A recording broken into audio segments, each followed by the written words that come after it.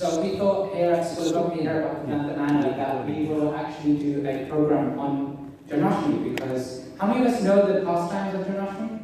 Krishna's birth, Krishna's appearance? A few? Okay, I think more people are nodding. I guess some people are afraid of putting their hand up. Okay, that's fine. So let's start off with a question actually. Why do you think people practice religion? Any ideas? You can shout out. What makes you practice religion? Yes? So you can stay focused. So you can stay focused, okay? Any other ideas? Some guidance. Some guidance. Mental peace. Order in the world. To bring order in the world, okay? So who was it? Mental peace. Natural peace? Mental peace. Okay, peace, okay. Peace of mind. Peace of mind. That's what I meant to say. So there's different reasons, and I can see we've got some youngsters in the crowd as well. One of the main reasons that people practice religion is because of cultural reasons. Isn't it? We're all born up, or many of us are born up and brought up in a specific community, specific religion, specific culture, maybe Hinduism, maybe Islam, maybe Sikhism, maybe Christianity. And so sometimes we can be, okay, it's part of who I am. To practice this religion is part of who I am. So we attend the festivals, we attend all these different things. And then, when we study people, then another reason why people practice religion is for material reasons. When you go to the temple, maybe you get some, as people say, some peace, you get some prosperity. So you want to have some desires, and you put them forward to God. You put them forward and go, please give me this. I often do this thing where it's like, okay, we come in front of the deities in the temple room and pray, please give me a 64-inch TV, a Mercedes-Benz, a 4-bed apartment, children that pass their exams, parents that will actually let me do what I want. I pray for so many things, so many material things. But a deeper reason to practice religion for many people is because of the social reasons. I see some people here are sitting with their family, with their friends, maybe some people that you haven't connected with apart from on the Sundays you come to the temple. You feel a sense of community, a sense of belonging. So many people practice religion for social reasons. But deeper than all of those is practicing religion for spiritual reasons. Because we recognize, as Vishal was nicely doing this guided meditation for us earlier, it's helping us realize that we're actually a spirit soul living a material existence, living a human existence. But actually, at the core, we're a spirit soul. And at the heart of this, we see that in the Bhagavad Gita, Krishna says, and Krishna, many of you probably can't read that, but it's a very nice verse from the Bhagavad Gita. Many of you may already know it. Janma karma chale vidyam egam yo vedi tattvataha yakvadeham punarjanma neti mameti sarjuna. Krishna is saying, those who understand or know the transcendental nature of my appearance and activities, they will never take birth in this material existence. This idea that if we just understand why Krishna comes, understand the reasons for him to come, and what he does, the reasons why God appears in this world, why God sends his many different children, his many sons like Jesus Christ, or like Muhammad, or like Srila Prabhupada, many different devotees of his. Why does he send these people? Why does he come himself? If we understand this, then we no longer have to stay in this world. We can become liberated.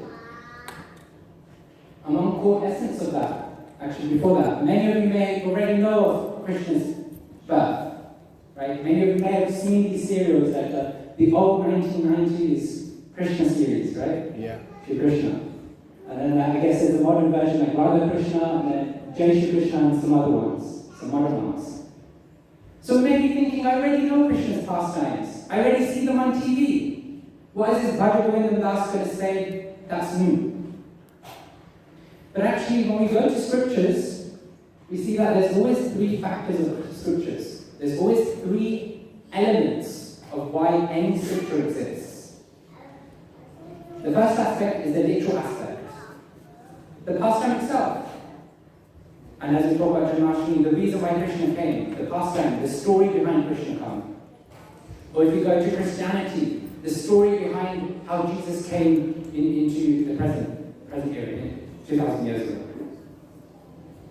But then there's also something called an ethical reason. There's a lesson for us to learn.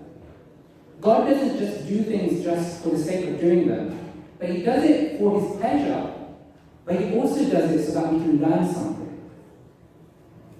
And the third thing is metaphorical. This idea that when I'm reading or listening to these pastimes, actually, that sounds a bit like my story. There's some element of it that we can relate to. Whatever it is. Maybe a family situation. Maybe it's a financial situation. Maybe it's a political situation.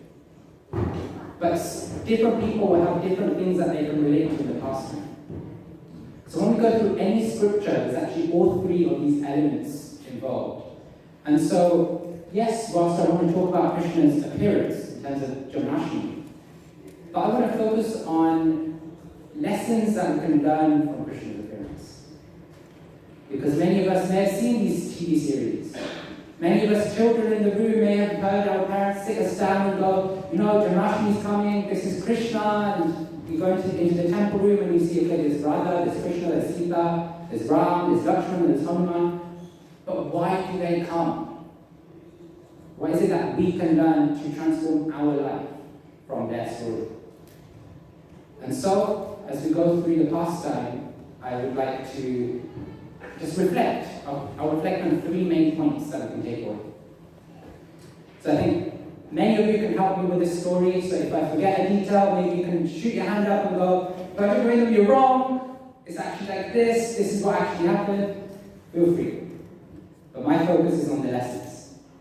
So, the background starts with Kamsa, who's at the front there. This one. Kamsa and his sister, Devaki.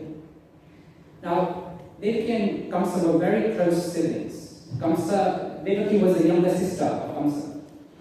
And Kamsa cherished Devaki because she was the younger, the affection, the one who received a lot of affection from the father, from the brothers. And Kamsa would do anything for Devaki. How many of us have older siblings?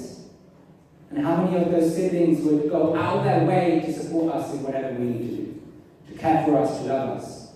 And that's how Kamsa was to Devaki. And on this day that you can see here, Devaki was actually recently just married on that day to somebody called Vasudeva.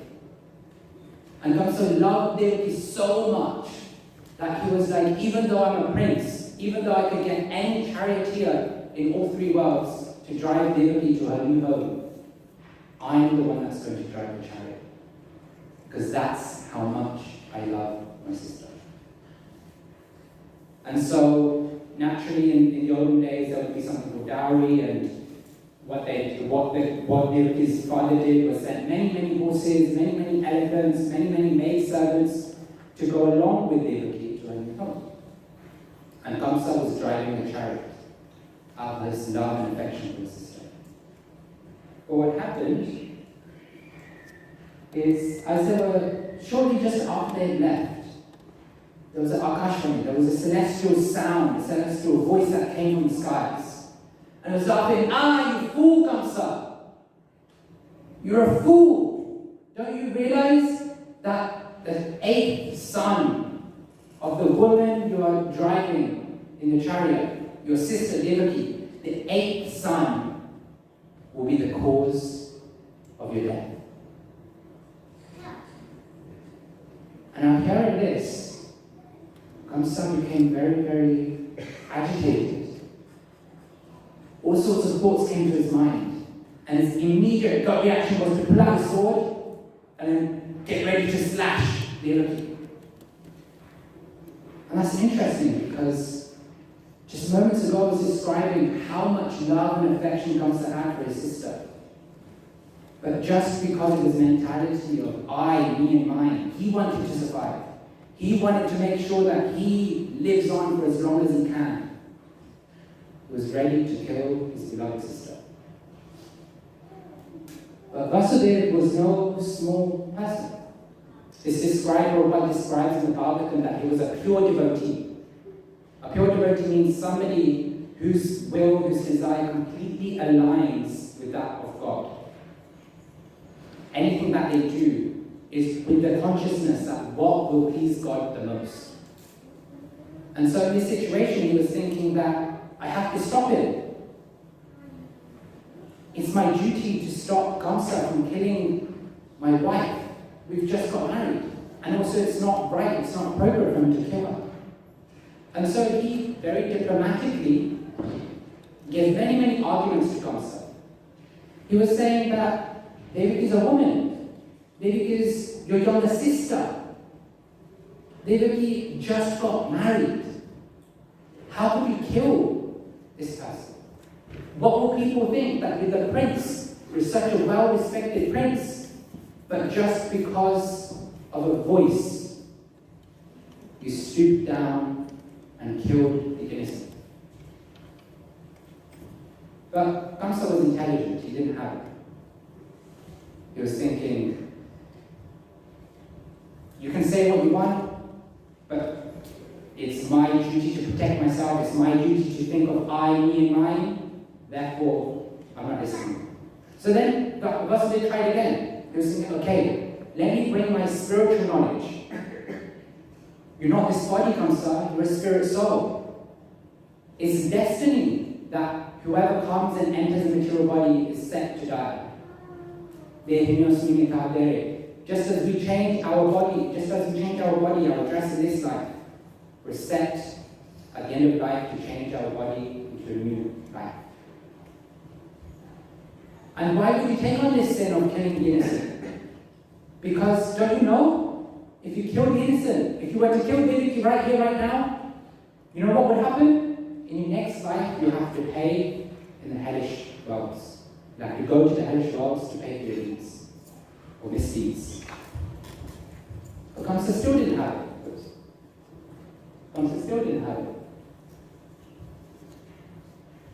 So then Vasudeva decided, okay, somehow or another, I need to stop him. So then he uses his intellect, his material intellect, to then find a way to convince Kamsa. And in the end he says that, look Kamsa, the threat you have is from the 8th son, not from Devaki. And so I promise that whenever we have a son, I will deliver him to you, and you can do whatever you wish with the son. But your threat is with the 8th son, not with Devaki. And Kamsa, piecing all the jigsaw pieces together, he thought, okay, this makes sense. He let Devaki and Vasudeva go free. He trusted Vasudeva as well. And then, they continued on, and Vasudeva and Devaki, for some time, lived their life. And the first break that I want to take is that what we can learn from this part, this segment, is that Krishna loves an optimistic attitude. When we look at Vasudeva's life, when we look at the pastime of what Vasudeva just went through, he had so many reasons to just crumble under the distress. He tried once to explain to Kamsa to stop him. Kamsa didn't listen. But he didn't just give up. He tried again, because he was convinced that Krishna is on his side, and what he's doing supports the will of God. So Vasudeva went out of his way to trust in Krishna, because he understood that if I keep trying, I know what I'm doing is for Krishna, I know what I'm doing is for God. And ultimately Vasudeva was awaiting for Krishna to be born as his son, as per the prophecy, as per the Akashvani, the celestial voice. And so he was convinced, I have to somehow or another, I have to save Devaki so that Krishna can be born as my son. And so, I guess a modern aphorism that we could use is, do your best and let God do the rest. When we know that what we're doing is for spiritual enlightenment, when we know what we're doing is to help progress our path to Krishna, all we have to do is try our best and let God do the rest. And as we go through the pastime, we'll see how God's plan unveils. So that's the first one. So then, as I mentioned, Vasudeva and Devaki, they were living and they were happy. They had a son. And Vasudeva, once they had a son, Vasudeva was thinking, I really don't want to give my son to Kamsa because I know what he's going to do. He's just going to kill him. But because Vasudeva was a devotee, he was a spiritual person, he recognized that actually, I have to be true to my word. Because truthfulness is a quality of a spiritual person.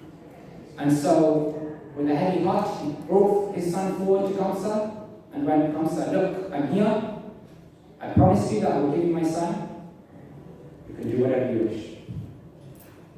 Kamsa, seeing this, he was very pleased because he saw how equipoised Vasudeva was. That even though this is his son, Vasudeva was willing to give his son's life to keep his word. And so Kamsa was kind-hearted in this case. He was like, okay, look, Vasudeva, the reason for my stress is your 8th son, not your 1st son. So you know what? You go free. You take your son, you go free, and when you have a son again, bring him to me, and then this way will count to make sure that the 8th son comes to me and I'll kill your 8th son, but let your other sons go free. But Vasudeva knew that Kamsa was a tyrant.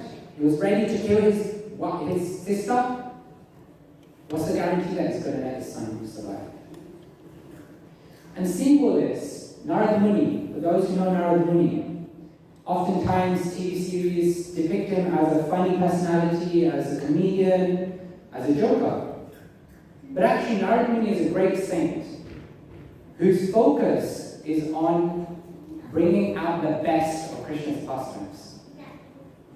But he saw all this and he was thinking that, okay, if Vasudeva and Devaki go home, they'll spend some nice quality time with their son, help him grow up for a few months.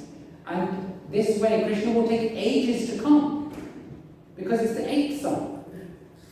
And so Narada Muni is thinking, I need to expedite this. I need to speed this process up, because he's eager to see Krishna's pastime.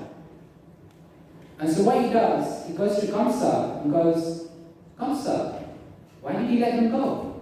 And Kamsa's explaining, no, it's the 8th son, etc., etc. But Narada Muni is going like 1, 2, 3. So if I start my count backwards, and let's say the 1st son is the youngest son, then maybe the 8th son is actually the eldest one, the one that you just let free. And like this, he was using jugglery to try and convince Kamsa that actually you can't let any of the sons free, because what if, who knows what the Akashvani was meant? Maybe it was the 1st son, maybe it was the 2nd, maybe it was the last son. How do you know, Kamsa? And so Kamsa is thinking about this and he's going, that's true. I don't know which son it actually is. Because the celestial voice said the 8th son, but it didn't tell me where to start my counting from. It didn't say descending or ascending. It didn't say which son. And we can think about this. Let's say you have 3 children. And you're speaking to your friend, somebody who you just met at the temple. Your middle son comes first and goes, oh, this is my 1st son. And then your youngest one comes, this is my 2nd. And then your eldest one comes, this is my 3rd. Same way, your count is now in a different order. So Kamsa is now convinced that Narada Muni is saying, I can't let any of the sons go free. So what he decides is he goes and gets his army to go and collect Devaki and Vasudeva and bring them to the jail. So he locks them up so that he can control where, when, and what happens to the children. He can't be fooled by anyone. And whilst they're in jail, as you can see here, he snatches every single baby from Vasudeva and Devaki. He snatches 6. The first one that he let scot-free, he grabs them and throws them and kills. Second one, same thing. Third one, same thing. Like this, he does that with 6 children. Now, as parents in the room, you can probably experience the trauma that would have on the parent, where 6 children are killed in front of you. I mean, for those who are parents, don't think about your child being killed, but just think about how you feel when your child falls over and grazes their knee. When they fall over and maybe they're playing and they cut their finger. You feel so much pain inside your heart. Imagine the pain that these 2 went through based on 6 of their children being killed. Like this, we can learn another lesson, that life is full of struggle. We see Vasudeva and Vasudeva and Devaki, their life in front of them. They were chucked in jail and they lost 6 of their children. But the speciality is that they didn't look for shortcuts. They didn't look for the easy way out. They stuck to their principles.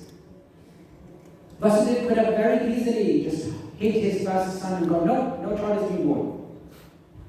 But he stuck to his spiritual principles and said, no, I'm truthful, I present my child. No, I'm in jail, I'm still going to continue, I'm going to press on. Because I'm doing it for Krishna. And like this, we see that in life, when the going gets tough, the tough gets going. Oftentimes, people misunderstand this idea of resilience or this idea of tolerating tough situations as just getting through it and just getting through the other side, just surviving through the difficulty. But actually what we see is when we go to the scriptures, we see how personalities, time and time again, they're not surviving through difficulty, they're thriving through difficulty. Because they see that actually what I'm doing is for a bigger cause, it's for Krishna. And whatever's happening in my life, Krishna is there by my side, supporting me every step of the way. And so such highly elevated personalities don't get fazed by the things you and I get fazed about. Because they see that Krishna is supporting me, and as long as I'm doing and I'm following Krishna's will, as long as I'm following what Krishna wants from me, as long as I'm listening to the words of those highly elevated spiritual people and how to mold my life, Krishna will always be by my side. That's the second lesson. What was the first one? And remember the first one? So life is a struggle. Life is a struggle. That's this one. That's this one. What's the first one? Do your work and live for the national of Okay. God. Krishna loves an optimistic attitude. Yeah? Remember? Okay. So now we move on to into the pastime. So remember, how many sons had died? 6 sons had died. And now the 7th son is about to be born, and his name is Balaram, whose birthday we're celebrating when? Tomorrow! Balaram Jayanti, as some people call it, or what's the other name to call it? Balaram? Something, anyway. But yeah, Balaram's birthday is celebrated tomorrow. Balaram is the elder brother of Krishna in the pastime.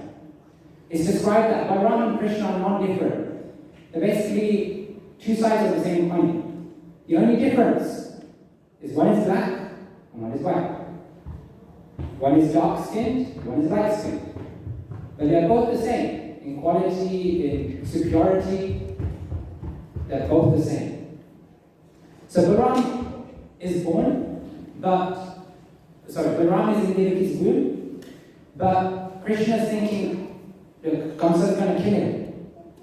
And so I need to make sure that in order to enjoy my time with Balaram needs to be safe.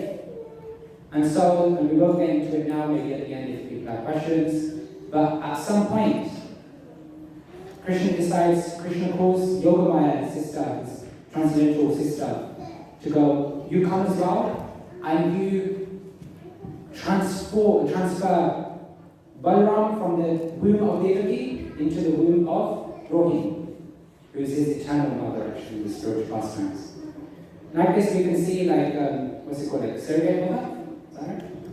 Like you can see, this is the first experience of a surrogate mother, where a child is born in one womb, but then transferred into another womb, because now this child has two parents. First time here. So all the modern science is just taking things from literature. Anyway, so then Balaram is born, and what happens on Devaki's side for the pastime is that it's shown that Devaki's child is actually born still, is actually born dead. And so Kamsa is thinking, oh, okay, this was meant to be the seventh son, but he died in labor, he died in birth. But a few days afterwards, the womb was ready for Krishna to appear. And it's described in the Srimad Bhagavatam, one of the literatures we have, many of you may know it as Bhagavata Purana. It's described that when Krishna was inside the womb of Devaki, then Devaki's body, her lustra, was so transcendental. She was emanating spiritual potencies. Her skin was glowing, everything about her was transcendental and very special in appearance. She looked very, very beautiful. I mean, think about it. They've been in prison for many, many months, probably many years. Think of the situation such personalities would be in. They wouldn't get to dress properly, they wouldn't get to shower properly. But Devaki is described as looking very effulgent as Krishna has entered her womb. And seeing this, pay attention, you can see that all these personalities, all the demigods, all the devtas, like Shiva, Brahma, Narada Muni, Indra, all these personalities come to the prison because they see Devaki is about to give birth to Krishna. And so all these personalities are actually offering their prayers to Devaki and to Krishna. They glorifying Krishna that you are the supreme Brahman. There's Brahman, the spiritual effulgence, but you are but a Brahman, the one who's beyond the spiritual effulgence, the one who's the master of the spiritual effulgence. They're talking about how this body, this material body, is worthless compared to the soul. Because the body will perish, but the soul will live on. But actually, even more valuable than the soul is the Paramatma, is the super soul. Because it's because of the presence of the super soul that we're able to live out our karma, that we're able to turn to Krishna, should we wish to. And like this, they're glorifying Krishna in so many different ways. And they're just going, we're waiting for you to appear. There's a backstory behind Krishna's appearance, and that is that Mother Earth had gone to Brahma, praying and begging for safety from all the demons and all the demonic personalities. And now the devtas are thinking, Krishna's finally here, Bhagavan, Swami Bhagavan is finally here, and he's going to eliminate all the demons and save us. And equally,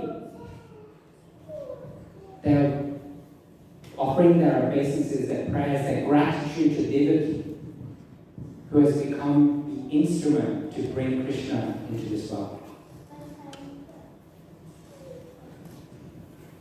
And like this, we can see that when Krishna eventually appears, it's described that he doesn't take birth like you and I do. It's not that Devaki and Vasudeva had to get engaged in physical sex or anything like that and then come into the world. It's described in the scriptures that because he is Swayam Bhagavan, is the Almighty, is the omnipotent, omniscient, the way he appears in the jail is through his potency, he enters the mind of Vasudeva, and then from the mind, he transfers himself to the womb of Devaki, and then from the womb of Devaki, he transfers himself into the physical manifestation. Because God doesn't need parents like we do, because he doesn't have a material body. He has a spiritual body, which is his own reflection. It is his very being. And when he appears, you can see here on the picture on the left, he appears in a form, as many of you may recognize as a Vishnu form. And he appears in this way to showcase to Vasudeva and Devaki that, look, if I was born, if I appeared here in a normal, childish, two-handed form, you may think I'm just an ordinary boy. You may think I'm just a small baby who needs protection. But actually, I am Bhagavan. And I want you to recognize and remember that. And Vasudeva and Devaki, they're offering their prayers, going, yes, you are Bhagavan. Your four-handed form is right here in front of us. You control all the three worlds and beyond. There's no personality in all of existence that can challenge you. But then, no matter how strong the sun is, no matter how intelligent the sun is, the mother's like, you're my boy. You need to be protected. And so like this, Devaki is then going to Krishna, but I know you, Bhagavan, but you're my son. And Kamsa's going to kill you. So please, hide your magnificent form. Hide it so that Kamsa doesn't think that Vishnu's come himself. Go back into your baby form. And Krishna, like a good son, unlike these days, he listens to his mom and he thinks, okay, I will listen to that. But you want to protect me. You want me to feel safe. You want me to be safe. But if I stay in jail, then Kamsa is going to want to kill me anyway. And therefore, he asks Vasudeva, please take me to your brother's place, who's just had a daughter. Replace me with the daughter and bring the daughter back. And what happens in that situation? As Vasudeva picks Krishna up, sorry? As Vasudeva picks Krishna up, we see that all the shackles or the chains that Vasudeva is under become unloosed. The doors of the cage of the jail becomes undone and opens up. All the guards that are guarding the jail, they fall asleep. And not this picture, but I'll show you another picture. In order to get to the other house, Vasudeva would have had to cross the river Yamuna. And on this day, Yamuna was very, very fearsome, very ferocious. But even Yamuna gave way to Vasudeva to cross the river. And we can learn another lesson. The source of spiritual strength. Now, oftentimes you may think that strength comes from going to the gym, six-pack abs, lifting like 50 kg dumbbells. Oftentimes you might think that strength comes from going through mental torture and coming out the other side. But we see here that Krishna appears in a dark and filthy jail. The source of spiritual strength is just like how Vasudeva picked Krishna up. We need to pick Krishna up and keep him close to our heart. Because just as the shackles of Vasudeva in jail broke free, it's described that if we stay close to God, if we stay close to Krishna, the shackles that tie us to the material world also break free. When Krishna was picked up by Vasudeva, the door of the jail opened and let him go scot-free.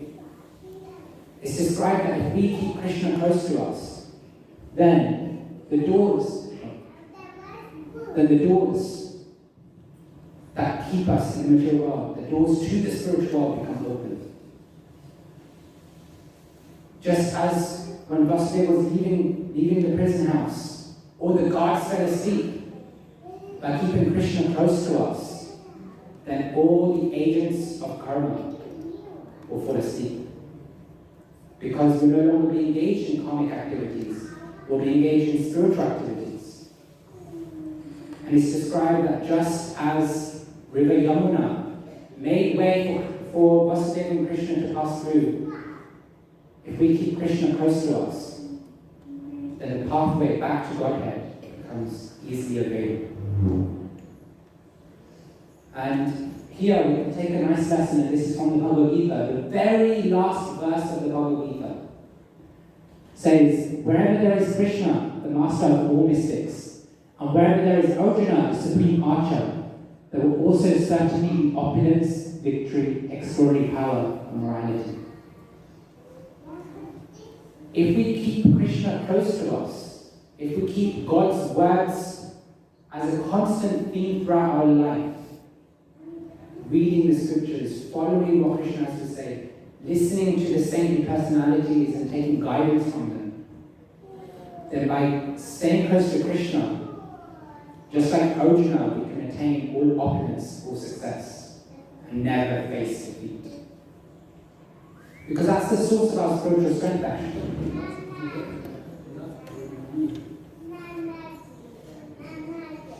And then just to close the pastime off, we see here that this is Vasudeva carrying Krishna across the river of Yamuna. And on the other side, we see that he has arrived at the palace of Yashoda. And I always forget the father's name, somebody help me. Yashoda and? Nanda, yes. So here you can see that he's placing Krishna down, and just next to Yashoda, you can see that there's a small little baby here. So he's just about to transfer them, or exchange them, sorry, and then take the small baby girl back. And I don't think I've got it here. Oh, okay. And then you can see that Krishna grows up nicely, etc., etc. I think you all know the pastime anyway, so I'm not going to go through all these. But and on the other side, what happens is as the baby girl goes back to jail, in the case of Krishna, the baby girl is actually Yogamaya herself, Durga herself. And so as Kamsa realizes that, very quickly a child is being born, even though it's a daughter, I'm still going to kill it. And so he picks Durga up, or the little baby girl up, throws her, but just as he's about to throw her, Durga immediately slips free from his hand, and then laughs at Kamsa. Are you fool? You think you can kill me? The one who's going to kill you is already somewhere else in this world. Good luck finding him. And the whole pastimes we see in Vrindavan, and the demons orient around Kamsa trying to find Krishna actually and try to kill him. So there's many, many things that we can learn just from one pastime. All I went through is one pastime of Krishna and his appearance. But like this, there's many, many things we can learn. So, as a recap, so the first lesson we learned was Krishna loves an optimistic attitude. And we learned this from how Vasudeva relentlessly endeavored to save Devaki from Kamsa's attack. He knew that this was the right thing to do.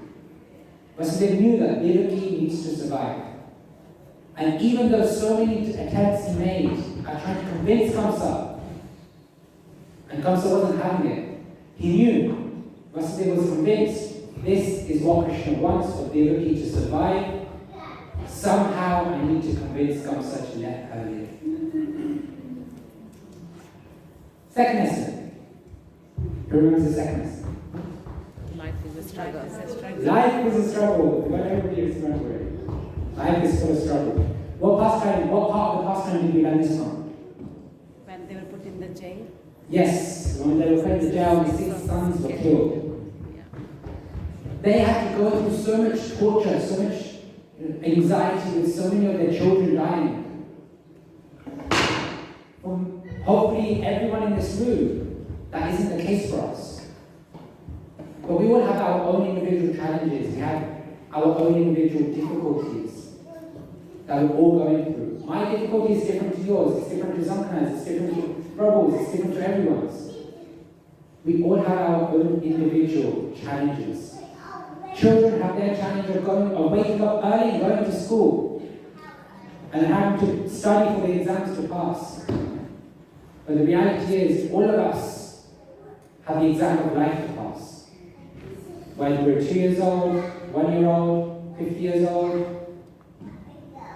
we all have the exam of life to go through. And there will always be struggle. But just as Vasudeva and Devaki didn't just go through the struggle, they were really thinking and meditating that this is Krishna's will. Krishna's there to support me, Krishna's there to, I just need to trust him. And then continued on, trusting in Krishna's hand. What was the third lesson? Source of spiritual Source of spiritual strength. I'm going to see here. What does it say? Can you read that? I guess from the back. Sorry? Somebody read that? Krishna appears in jail and Vasudeva holds him close. Krishna appears in jail and Vasudeva holds him close. Yes, thank you. So just as Krishna appeared in the life of Vasudeva and Devaki, in a very filthy place, isn't it, a jail? Imagine God was coming to your house. Would you let him come to your house in its current state?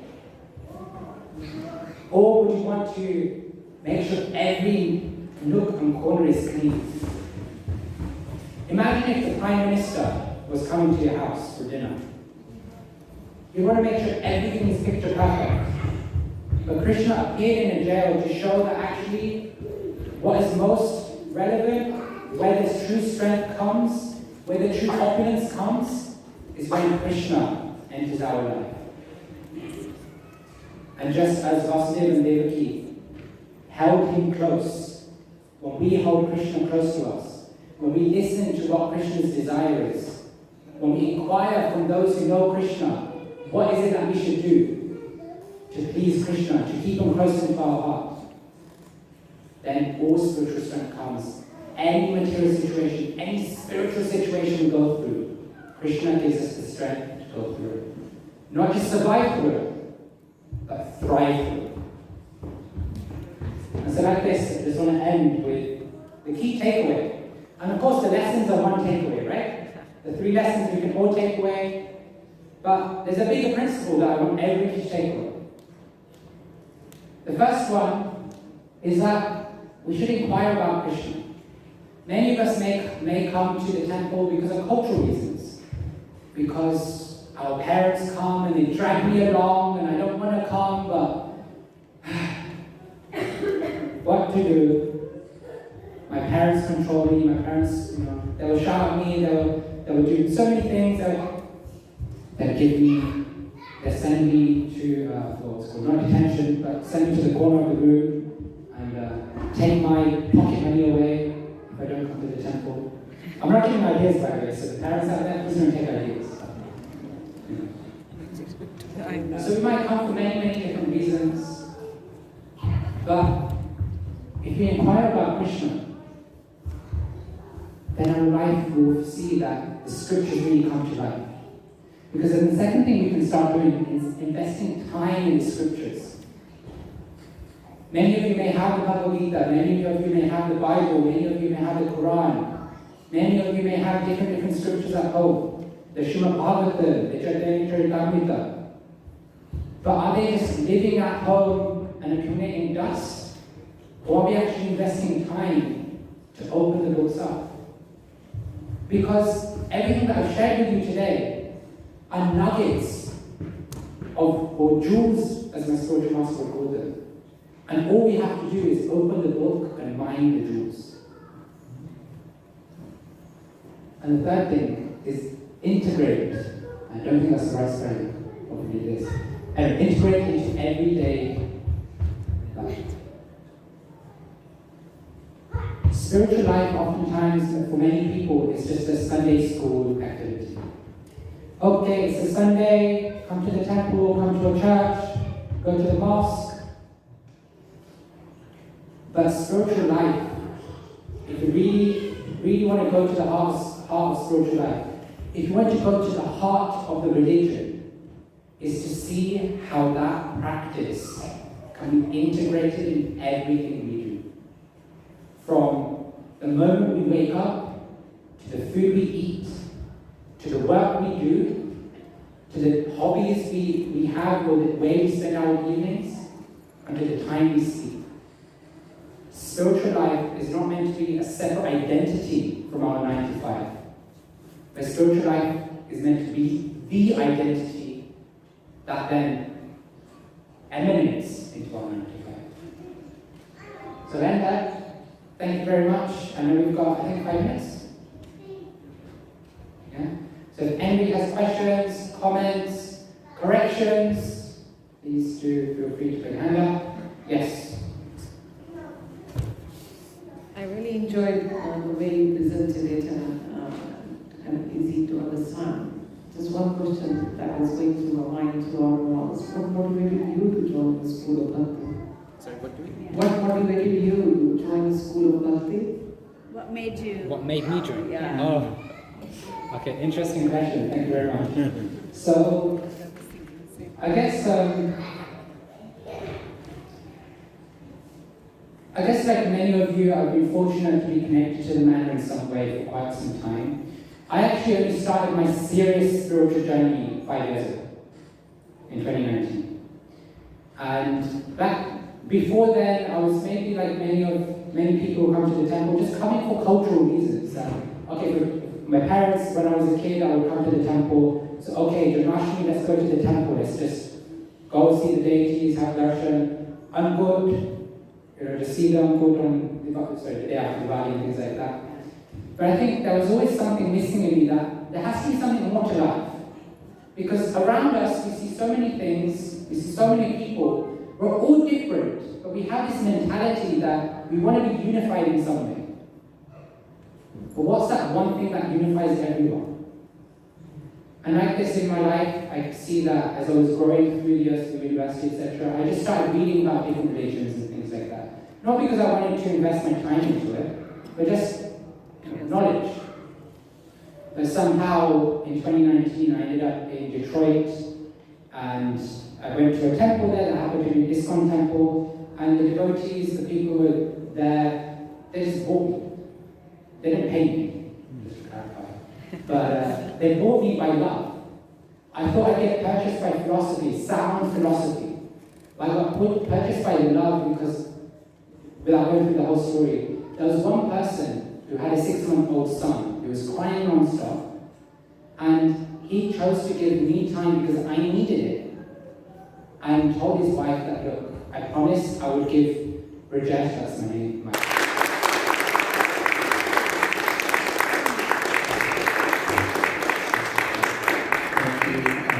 I'd like to express our gratitude to Bhaktivedanta Manor for giving us time to share some amazing stories and lessons we can learn from Krishna. And also, we'd also like to thank all the technicians and all the cooks and everything in the background that's happening. Thanks so much for this opportunity to serve all of you. And thank you for all of you, of course, for being here. And without all of you, you all bring such a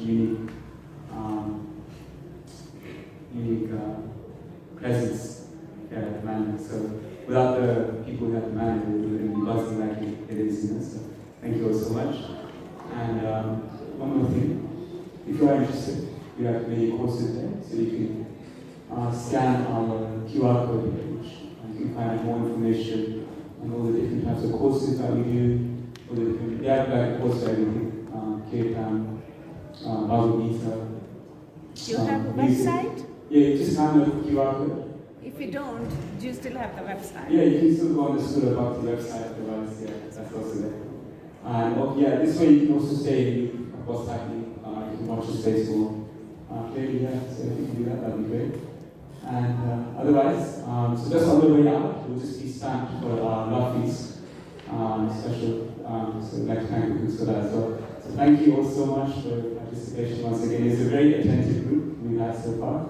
Most attentive group we've had. So thank you all so much. That's kind of. Hare Krishna.